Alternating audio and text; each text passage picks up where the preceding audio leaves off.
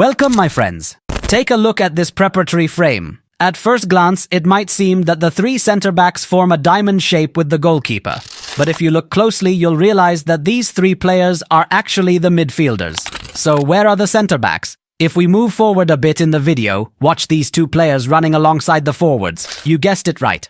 Now look at this attacking frame for Inter. If we rewind the clip, the player who delivered the cross and the one who received it in the penalty area are once again the center-backs. So, what exactly is happening here? These are the peculiar tactics of Inter Milan under Inzaghi. From false forwards to false defenders, every player in his system is capable of performing any role. Using this approach, they completely dismantle their opponents by being unpredictable in their movements. And when it comes to their counter-pressing system, the same center-backs become the first line of defense immediately after losing the ball. So, what are these peculiar tactics of Inter Milan under Inzaghi? Why and how does he use center-backs as attackers? Let's break it down in this video. Before watching the video, don't forget to like, subscribe to the channel, and activate the notification bell to receive all the latest updates from Mr. Rovo. When you think of tactics where players are liberated from their traditional roles, you usually imagine a team relying on random movements without any structured formations. However, under Inzaghi, Inter is actually a team that operates with organized positioning, but with a mindset based on tactical interrelations.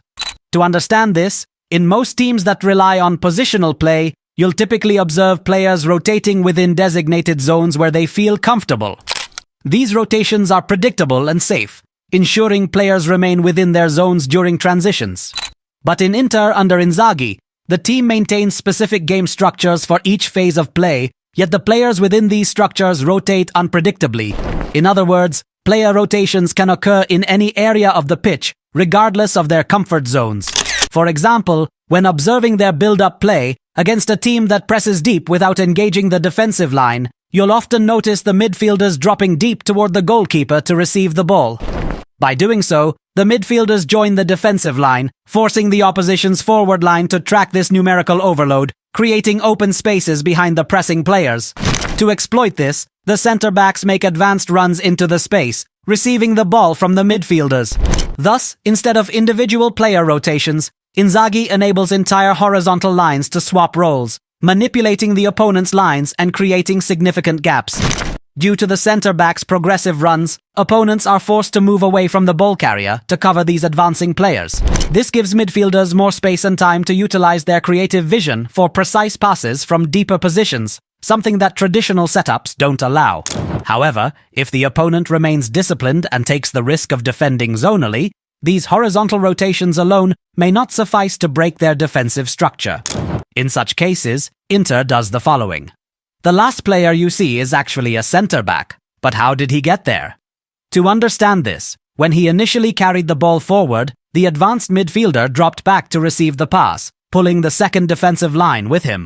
This created a space behind the pressing players, which the center-back targeted with his forward run to receive the return pass. Once he received the ball, the advanced forward also dropped deeper, pulling the last defensive line further back. This left the center-back with a clear space behind the defense, allowing him to receive the final pass with almost no defenders ahead. In this way, you frequently see the center-backs making direct runs toward the last defensive line, while the midfielders and forwards drop back to create space for them. However, if the opposition recognizes these tactics and holds their zonal positions, it becomes harder for the center-back to find attacking space, often forcing Inter to recycle possession. But this is where Inzaghi's strategy becomes even more intriguing. When the team recycles possession, you'll notice that the advanced center-back stays up front. The reason is that having fewer players in the defensive line creates a significant space behind them for the opposition to exploit with counterattacks. This tempts the opposition to try winning the ball to capitalize on this space.